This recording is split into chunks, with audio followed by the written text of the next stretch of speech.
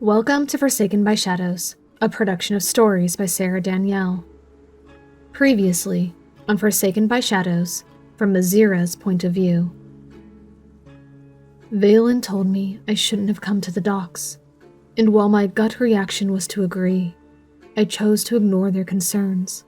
I can't always trust my instincts. They've been programmed by fear and pain for far too long. If I'm going to escape the cycle, if I'm going to be more than who I've been, I need to start taking risks. Risks bigger than just walking home by myself or learning how to use the sword. It is the cycle the mercenaries are scheduled to arrive, and the Riverwalk is full of Alanites ready to receive them into the city. I wouldn't say we're welcoming them, because from the surly mutters all around me, it's clear that the mercenaries aren't welcomed here. But the decision was already made, and like it or not, they are here. I sit between Risman and Valen, who still refuse to acknowledge each other, and watch as the ship arrives. I sing with the other Songblades when Satara leads us in the chant of the hunt. I feel my own tension ease as each elf is brought from the deck and interviewed in the light of the Orb of Truth, a relic that forces those within its glow to speak truly. Risman and I were both subjected to its magic when we first arrived, so I know that no one who comes within the city with ill intentions will be able to remain. As though to prove me right, one of the mercenaries must confess to intent of betrayal, because everyone reacts to his words, spoken too far away for us on the road to hear. Though our own soldiers on the dock tense, Kalos, the leader of the mercenaries, reacts swiftly, killing his soldier where he stands. The violence doesn't surprise me. Truthfully, I'd been expecting something like it to happen. Brigand Ayarth is a relic of my past, an organization of the city of my torment. Why wouldn't they bring death in their wake? I pity the elf who was cut down, and those around me who are still tender enough to be shocked by the sight of blood. I wish I was more moved by it. Further proof that I've been damaged beyond repair. But this is Lana. It's not supposed to be this way. And apparently, Mother Lara agrees. Whether she sings a song of resurrection or a song of healing, she saves the life of the traitor, handing him over to be arrested, to await what I know will be a fair trial and then an opportunity to change his ways. Because that's how we do things here in Lana. The Dark Elves of the city are different. The pattern of receiving the mercenaries continues, with only a few more traitors found. Everything seems to be going as well as can be expected, until the last group of soldiers descends from the plank. Risman reacts as though he has seen the dead return to life, a second time, jumping to his feet. I look back at the group on the deck, but I don't see what could have caused him such a visceral reaction. I have to wait until all is said and done, and we are traveling with Risman's militia friends to the tavern to continue our intimidating presence, to find out what happened. There was a mercenary in the dock that he recognized, an elf with one hand. He tells me the soldier was with him at Melee Magthair, another student, another participant in the day I almost died. Risman warns me to avoid him, and I assure him I will try, though I don't really remember much about that day or the mercenary in question. Still, I don't plan to have any interactions with the sellswords. I only want to be a part of the wall of Lanites present to let them know we aren't helpless, just in need of a little help. Of course, I know Valen disagrees, but when I ask him to stay at the tavern with us, he relents, and when we enter the establishment, Risman is called to a table with Belnir and Beltel, who probably also want answers to why he reacted to one of the mercenaries, the way I did. So we separate, and I go to sit with Valen and his friends, and for a while, I think everything is going to be just fine. Even when the mercenaries do come into the tavern, everything seems fairly civilized. But the elf with one hand is there, and when he sees Risman, things escalate. He makes his way over to the table, and his voice is loud, cutting over our conversations. He says the most awful things about Torfane and fairy blood, and me. When he sees me, he says things that make Risman lose his temper. In a split second, Risman has him pinned on the table, dagger to throat, while the mercenary threatens his veins with the sharpened point of his hooked hand. I lose the ability to breathe as I watch what I'm sure to be the last few seconds of Risman's life. And then Tiana intervenes. Praise Elistrea for Tiana, who was able to act when I was too scared to move. Between her and Belnir, she coaxes Risman away from the mercenary, who seems to fall under her spell as well, making more rude comments about her. Another miracle arrives in the form of Solarin and the leader of the mercenaries, who are able to take control of the situation and de-escalate it, though I can see Solarin is livid. I leave Valen in the tavern as I rush to Risman, and all of us go home, for what I expect to be a terrible red light. Forsaken by Shadows, Part 3, Where Shadows Linger. Chapter 18, Grounded. Risman. The door had barely shut behind Risman, plunging them all in the black shadows of the Weaver's workshop before Solarin rounded on his charges. His red eyes sparked like a literal fire as his dark vision flared, and Risman grimaced, well acquainted with the expression he wore. Now, Solarin began, his mothwing robe still swaying from his abrupt pivoting. What happened? Mazira cowered between them as Tiana and Risman exchanged glances. None of them spoke. For Risman's part, he didn't know where to start. None of what had transpired in the tavern felt like something he was particularly interested in rehashing, let alone the history that put it into context. And yet all eyes turned to him, waiting for an explanation. When silence continued to reign, Solarin crossed his arms. Nothing to say? Fine. You will listen, then. He brandished a hand toward the center of the room, and the court sconces warmed to a gentle, drow-sensitive glow, washing everything in natural color that contrasted with the priest's cold iron stare. Fortunately, though Risman knew it was wrong to think so, Solarin started with Tiana. Daughter, he began, I do not want to find you on Dock Road again until our guests depart. Tiana's jaw dropped, and Risman could guess what she was thinking. The sewing shop was there. But father, this is not negotiable. When Tiana's lip trembled, Solarin took a deep, measured breath, and at least tried to look less livid. My heart, he said, softer. You are beautiful inside and out, divinely so. But the men who arrived on that boat will only care about one kind of beauty. They will not care to preserve your soul in pursuit of their own pleasure. Tiana made a face. I'm not planning to court any of them. That isn't what I'm afraid of, Solarin said, barely above a whisper. Tiana's expression crinkled with confusion, before she paled as the realization of her father's implications sank in. Her mouth fell open once more, and she looked to Risman and Mazira. Whether for support or to confirm her horrors, Risman couldn't say. Whatever it was she wanted, she got nothing from either of them. Mazira just gave her a sad look, and Risman's lips remained set in a grim line. He knew all too well what darkness lay in the heart of Drow, and what lengths they would go to sate it. What might a mercenary do, with no matron to keep them in line? What would they consider permissible, so long as they didn't get caught? They wouldn't, Tiana began, struggling with her words. They couldn't. She swallowed hard. Why would you let people like that into our city?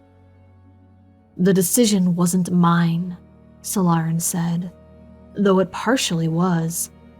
Mother Lara had commanded it, but Solaran had chosen to obey the command rather than fight her on it. A battle he might have won, based on the way the council had reacted to the news. And I'm not saying they will behave that way. I'm saying the chance is greater, and your particular gifts could draw out the worst in men like that. That is why our militia will be patrolling the city blue and red, and every shade in between. Please, my heart, just stay away from the docks.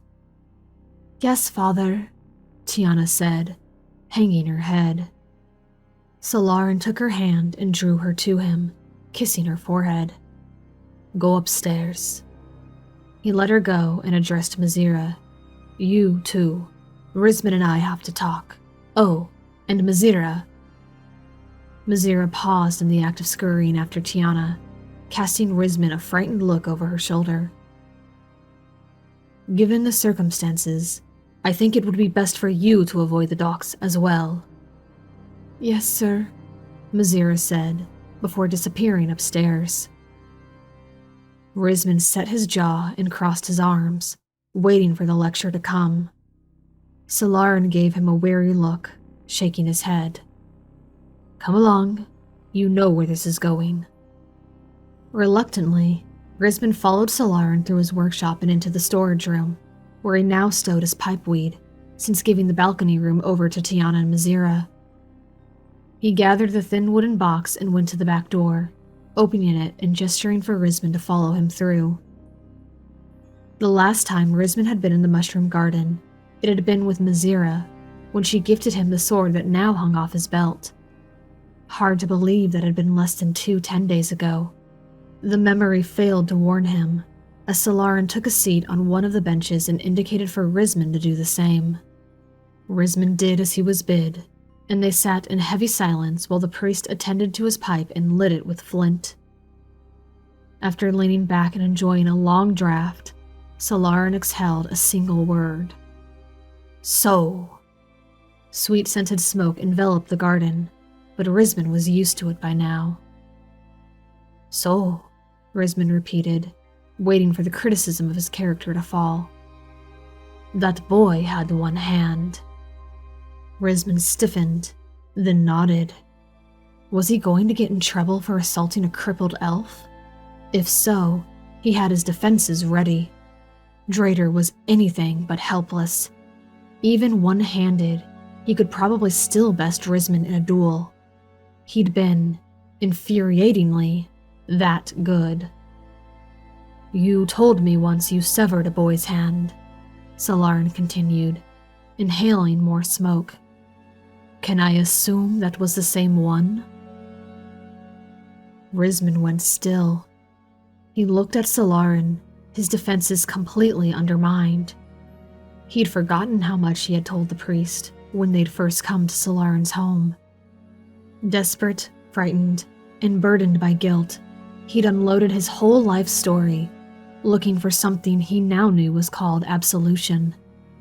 The severing of Drader's hand had seemed trivial at the time, a small crime compared to the murder of the necromancer and the things he'd done, or tried to do, to Mazira. And yet Solaran remembered it. He had listened, and he had cared enough to commit the testimony to his memory. This fight was not going at all the way Rizman had expected. Yes, Rizman finally said. That was him. I see. Solaran swallowed another puff of smoke and tapped out some of his ashes. Well, that is troubling. And did you attack him on sight, or... Rizman took a breath, then slumped forward. He wanted to rage that it was unfair of Solaran to assume he was the instigator, but as he had been, physically, he supposed it was an accurate assessment. I did try to ignore him, he said. Honestly, I did. But he saw me, and he came over and... Unapologetically, Rizman repeated the events that led to his loss of temper, while Solaran said nothing. When Rizman finally finished, Solaran took longer to consider the tale than it had taken to repeat it. There hadn't been too much to say. as it hadn't taken Drader much time to cross the line. Several more smoky clouds billowed around them before at last Solarin spoke. "Do you know what I'm going to say?" Having had plenty of time to reflect on his actions on the walk home, Risman was well aware of his flaws and failures. He'd already analyzed where the red light had gone wrong, kicking himself for letting Drader get under his skin. One would think, after 5 years of sharing a dorm hall with the arrogant brat and a full year of being reformed under Lana's care, that he'd have been better equipped for tuning the mercenary out. But just like Valen, Drader always found a way to wriggle under his armor and gnaw on his last nerve. He ought to be better than this, and the last thing Risman wanted was to listen to Solarin tell him as much. So, slowly, as though every word were dragged out of his chest, he said, "That I was reckless and foolish and need to hold my temper better?" Solarin closed his eyes and nodded. "That about sums it up." Anger flared at the rebuke, even though he wholeheartedly agreed with it. But how was he meant to keep his temper when someone spoke like that about Mazira? How were any of them supposed to behave when drow of dark morals had come slinking into their home?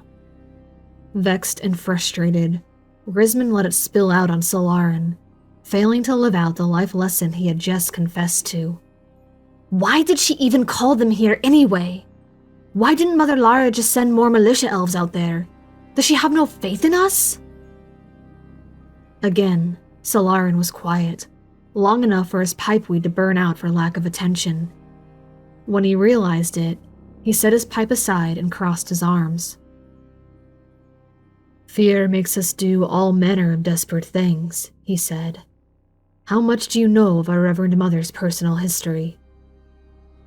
Risman shrugged. "I've heard she was a matron mother before she walked away from it all. She found Alestria while sojourning on the surface and came back to build the sanctuary."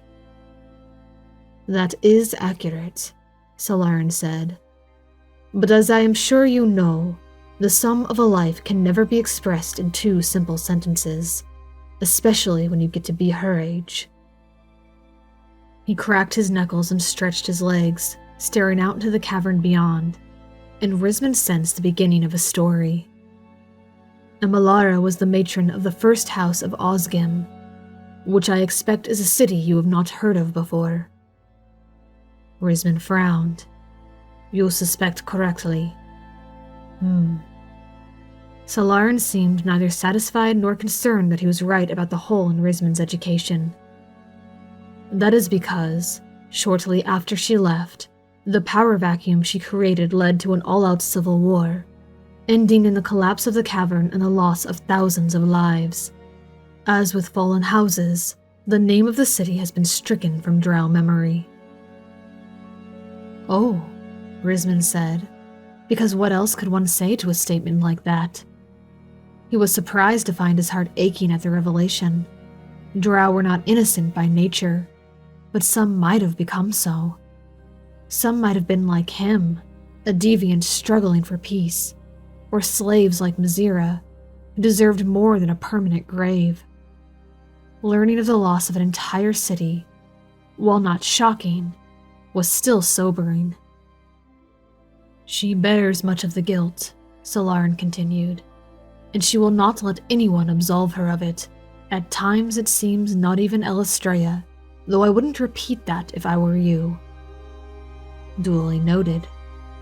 "Why is it her fault?" Risman asked. "If she wasn't even there, she's not exactly responsible for what others do." Solarin's expression darkened under the gloom of the tale. "The factions were led by her children," he explained, "each vying for her position and strong-arming other houses into alliances until everything was destroyed. Not one of her kin survived. She considers herself responsible for leaving without appointing an heir to keep such things from happening." He let out a heavy sigh, as if he forgot he wasn't actively filling his lungs with pipeweed anymore. "Of course, the reason she left was because she feared what her children might do for her throne." It is a lonely place, the pinnacle of power. Her children were jealous of her. Her string of husbands lay dead in the family vault, not one of them from natural causes. Amalara hated what she had become, yet she hates the consequences of her choices even more. Risman's forehead creased as he considered the story. But fascinating and depressing as it was, it still didn't answer his original question. What does this have to do with the mercenaries? Solarin shrugged, and as Risman knew he would, took up his pipe and relit it with magic. He was never patient enough to fuss with the flint twice. In order to understand a person's present actions, one must know the person's past. The garden fogged again with his breaths, and Risman tried not to wave the smoke away, lest Solarin take offense. The pipe was a habit he would never understand. Consider her now, in light of what you have learned, Solarin continued. She is once more a matron, though we do not call her thus, and her reign extends further than one large house, even a first house, which makes her burden heavier. We are all, in a very real sense, her new family, her sons and daughters lost to her, her sisters and brothers as they should have been. If she so grieves the loss of those who would have gladly stabbed her in the back, how much more should she grieve those of us she loves, and who love her in return? Risman remained silent. He supposed it did make sense, in a way, that someone who had lost much feared losing more, though it was difficult for him to grasp the weight of it all. He'd never been put in a position of leadership before, had never borne the lives of others on the words of his commands. What was it like to be so important that people warred over replacing you? He shuddered, hoping he'd never find out. I think I understand, he finally admitted. But one thing I still don't get. Why Bregan de Arth? What makes her think bringing them in is less of a risk than whoever is out there? Solarin gave a derisive laugh. Aside from the exuberant tribute we pay to buy their silence, Kalos Seabane used to live among us. What? Risman exclaimed, completely taken aback. That was a twist he hadn't seen coming. He tried to imagine the audacious mercenary living in the streets he had come to love, enjoying simple life and working a common trade, but the image wouldn't form. It was just too weird. And then another thought occurred to him, one he should have considered sooner, when face to face with the elf. If Kalos had known about a place like this, why hadn't he told Risman about it when Risman was so obviously desperate for somewhere safe to go? Oh, right. Because Risman didn't ask. Mercenaries really were the worst. Indeed, Solarin said. I believe you met his lover, yes? A woman who goes by the name of Pearl. Risman nodded, still dumbfounded. He would never forget Pearl, or the uncomfortable things she said to him. He still wore his hair in the violent way she'd fixed it. Had she and Kalos actually been lovers? She has her own struggles, a dark past she needs to contend with. Solarin leaned forward, chewing on his pipe as he looked back into distant memory. They came to us, maybe 15 years ago? About the time the Doars arrived. She needed the kind of healing we offer, the healing of the heart. Unfortunately, our methods weren't quite what they were looking for, so they left after a year, though not on bad terms. I'm not sure how they got mixed up with Bregan de Arth, but Kalos is fond of Lana, and the time he spent here. While not my favorite elf to do business with, I do believe that he will not betray us.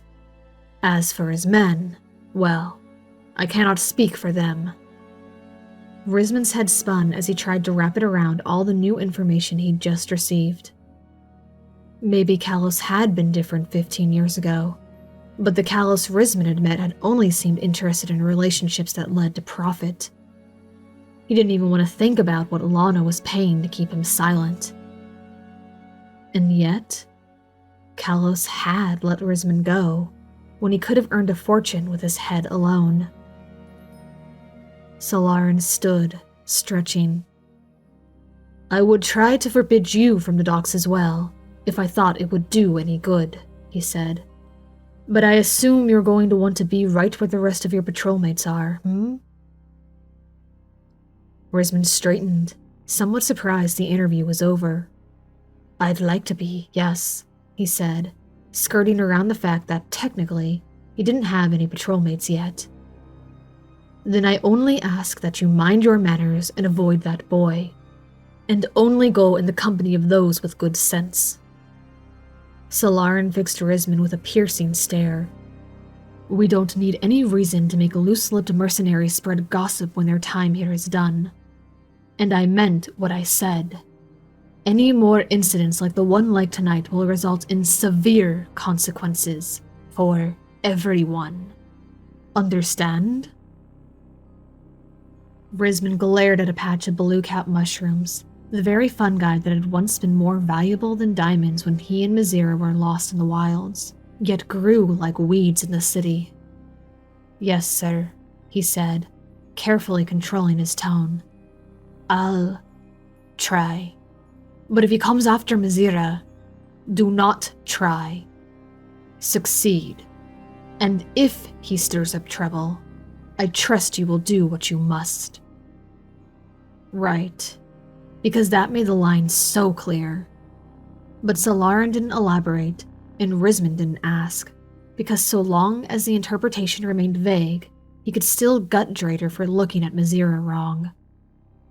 "Now, are you coming in?" Solarin asked, as he turned to the warehouse door. Risman glanced out of the cavern and shook his head. He was too wired from the light's events to be contained by walls.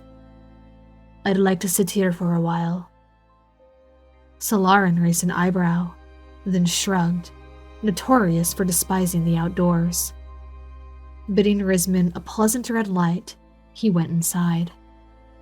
Sighing, Risman kicked his feet up and laid back on the bench, staring at the stalactites barely visible along the cavern ceiling. All things considered, it was a rather tame tongue-lashing. He hadn't even been chastised, not really, though that didn't mean his mind was at peace. Without the priest occupying his attention, Risman's thoughts returned to the docks, to the run-in with Drader and the disgusting things he had said. He replayed the conversation over and over, fantasizing a dozen different ways he'd wished he'd handled it, some less violent, some significantly more. Drader was in Lana, his old life colliding with his new, and Risman was less than thrilled about it. Yet somehow, he was supposed to be mature and do the right thing, which apparently was nothing. Solarin was putting an awful lot of faith in his self-control, almost as much faith as he was putting in Kalos's loyalty based on a brief history of citizenship and a fortune of gold. Both beliefs felt as flimsy as a bridge made of rope left to rot over time. Gradually, the smoke cleared from the stagnant air and the red in the light deepened its hue. The evensong would be drawing near, if Emilara could stomach the ritual after the events at the harbor. He hoped she would, and the cavern would fill with enough song to drive the mercenaries mad. Perhaps, if he lay here long enough, he might catch Mizira's song if she stepped out onto the balcony to participate in it. That was what he needed right about now. Mizira's songs. Risman closed his eyes, imagining her sweet voice and the feel of her hair between his fingers. He craved her like a starving man craved bread, and was tempted to go inside and ask her to sing for him just this once, when it occurred to him that he didn't have to, or even have to wait for the evensong. Mizira's voice followed him wherever he went. Wasn't that the gift she had given him the last time he stood in this miniature mushroom grove? He gripped the hilt of his singing sword, drawing it just enough for the music to play in his head, And at last, the heat of his ire cooled. Even when physically not present, Mazira lifted his spirits like nothing else could. Risman's thoughts drifted, swept away by her whimsical intonation. The other voices joined her, but they were soft and blurred compared to Mazira's, filling him with a beautiful longing, like the feeling of missing a home he had never known. What he wouldn't give to have her with him right now, perhaps sprawled over his chest like she had done when they crawled out of the river, only this time they'd be warm and dry and in significantly less pain. They had conformed so well together, her curves against his angles. He hadn't been conscious nearly long enough to enjoy the fleeting intimacy of her head on his shoulder, her stomach against his, a distinct lack of fabric. Wow, was it that bad? Risman shot up, slamming the blade down into his scabbard, his face flushed darker than pitch. So much for being an elite warrior, alert to all danger. Tiana stood before him, grinning wickedly at his expense. Her hands were on her hips, and she stood so close she had probably been looming over him. Well, at least someone was in a better mood. "Wah," he began, before clearing his throat. Maybe she hadn't seen the blade in his hand, or hadn't put together that he'd been laying around soothing his frustrations with the enchanted voice of a girl he'd been pining for since he was 11. "Was what bad?" he said, though his voice was still half an octave higher than usual. Tiana's smile became a smirk, and she nudged his thigh with her knee, indicating she wanted him to move over. Risman did so, allowing her to sit beside him. "You know?" She nodded to the house, where the light still shining in the workshop indicated Solarin had gone to his loom, despite the long cycle spent preparing for their guests. "Ah," Risman said. "No, actually, not so bad." Tiana gave him a knowing look. "He made you lecture yourself, didn't he?" "Doesn't he always?" Risman asked, though truthfully, he preferred it to the times he'd had to sit and listen. At least this way, he got to control how miserable he felt. Somewhat. But it went both ways. He listened, too. "Good." Tiana bobbed her chin sagely.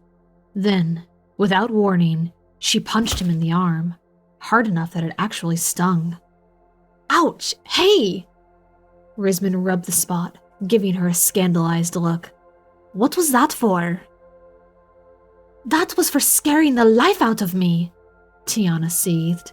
"Seriously, what were you thinking?" Ah, so this was why it got off so easy with Solarin.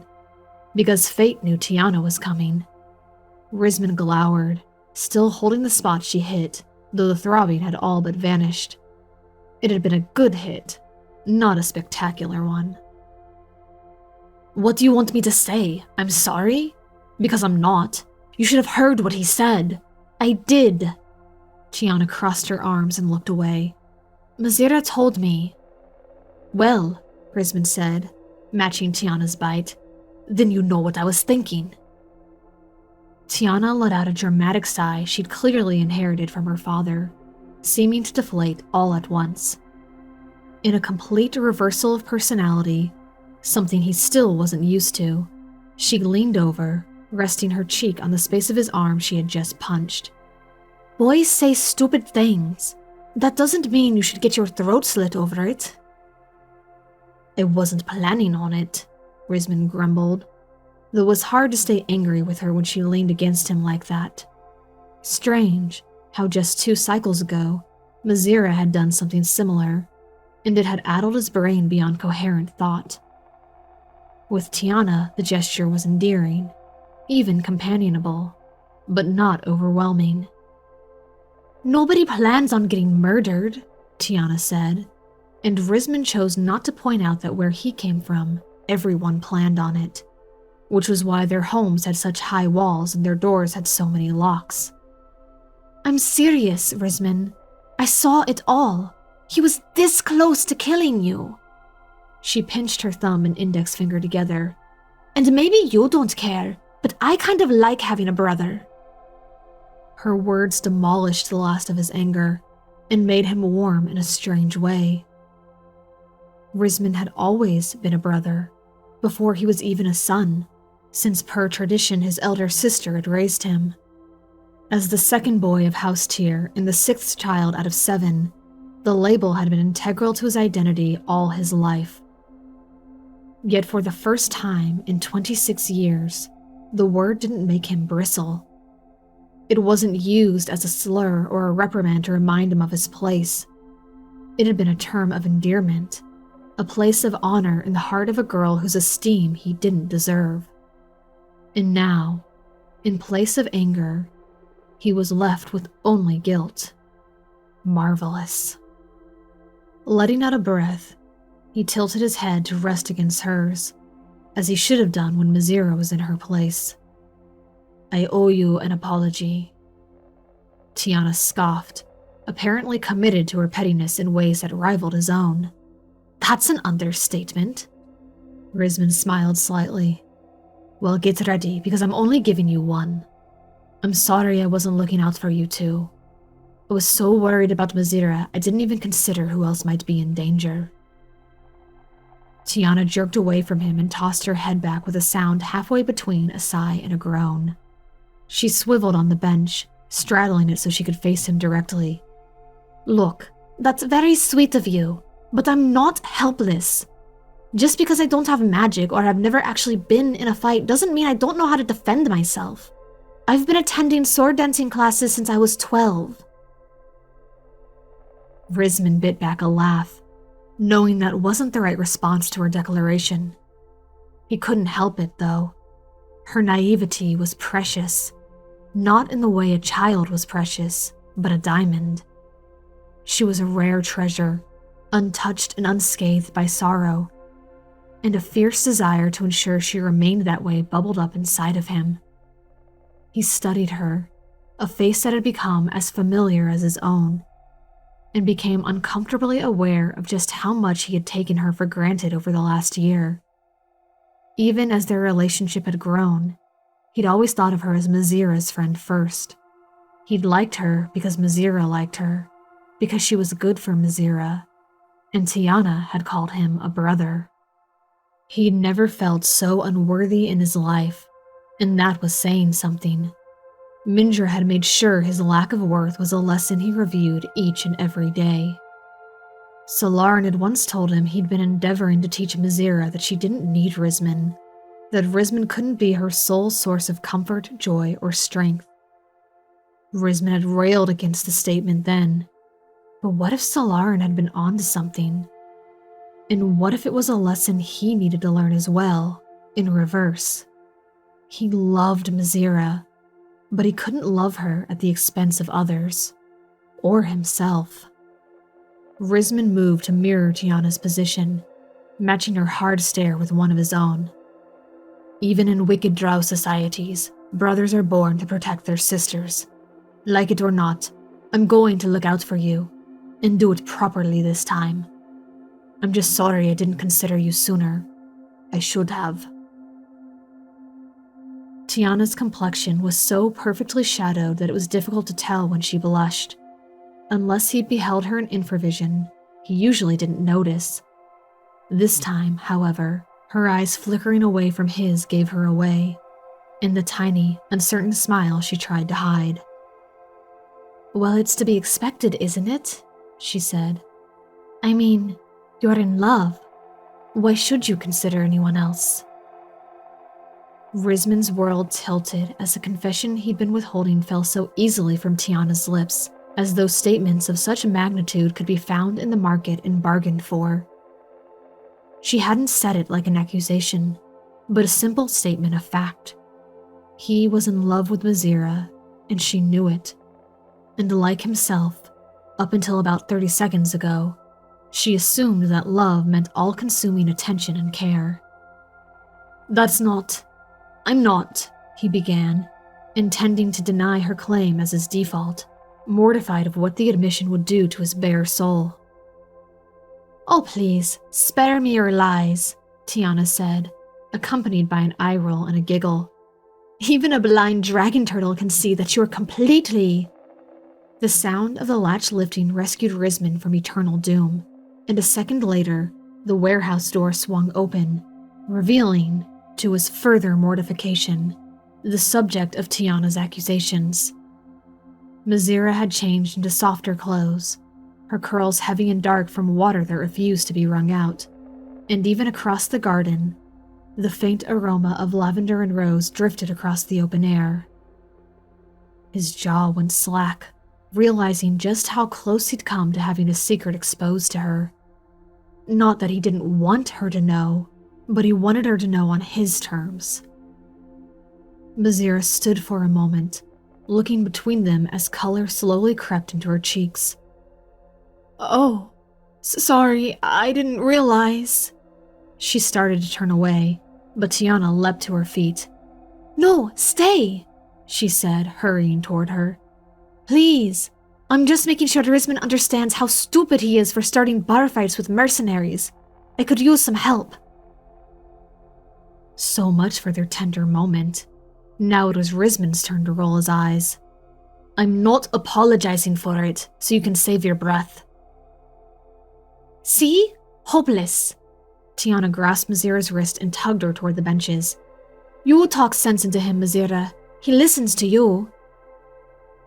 To Risman's increased sense of dread, Tiana winked at him. She dragged a reluctant Mazira toward the fire pit and sat her on the bench between herself and Risman. The Mazira popped up almost at once, rubbing the spot where Tiana had touched her. "Sorry," she said, scurrying to the next bench over. "Gray day.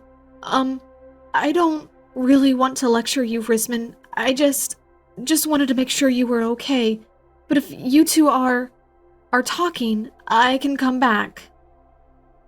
Risman's heart sank as he watched Mazira, who had not been suffering a gray day before his outburst at the tavern. At least, not a severe one. Had seeing Drader reduced her to this? Or had it been his own violent reaction? But he couldn't exactly ask. Pointing out her struggle was only liable to make it worse. So instead, he gave her a mocking look of terror. "And subject me to Tiana's wrath for the rest of Red Light? Please, mercy me."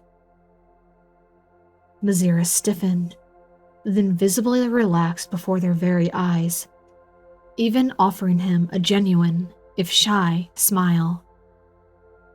Her dramatic transformation caught him momentarily off guard, until Tiana asked a question that put what he said into perspective. "Mercy me," she said, her nose scrunching as she repeated Risman's grammatically incorrect phrase. "You mean save me, or ransom me, or just mercy?" Risman and Mazira locked eyes, and to his delight, Mazira giggled. Whatever fear or nervousness had possessed her upon coming into the garden seemed to have been short-lived. "It's a long story," Risman said, leaning back and folding his arms, basking in the light of Mazira's amusement.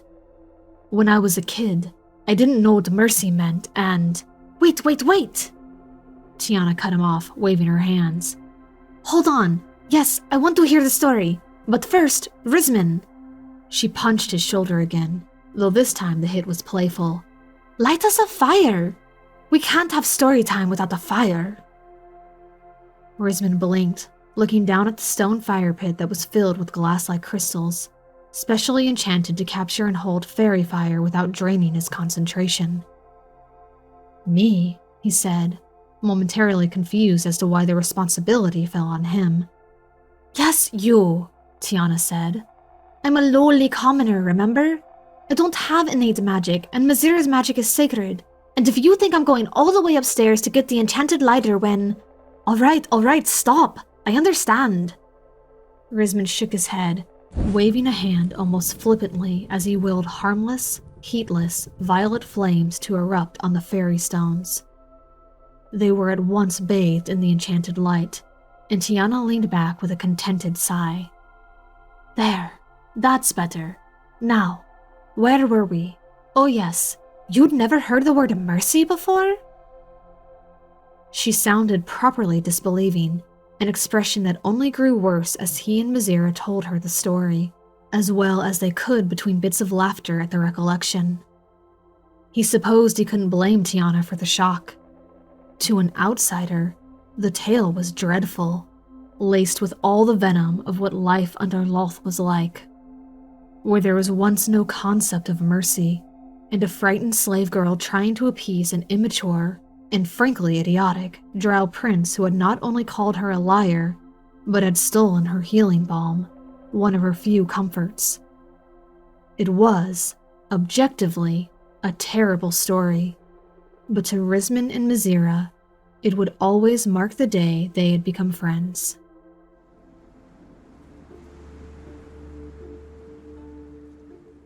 Thank you for listening to this episode of Forsaken by Shadows, written and produced by me, Sarah Danielle.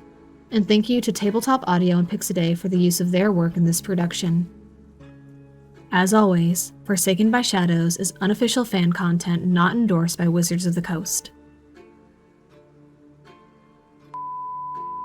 As the second boy of House Tyr and the seventh child out of 8, the label had been integral to his identity. That's not true.